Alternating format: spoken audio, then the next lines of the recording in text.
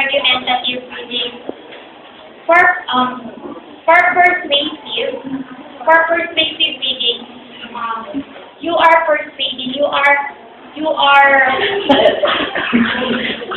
Entertained. yes. You convince your readers and your listeners.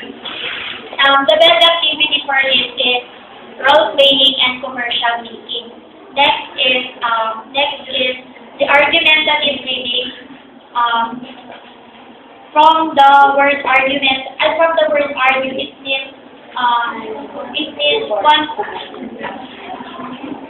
It means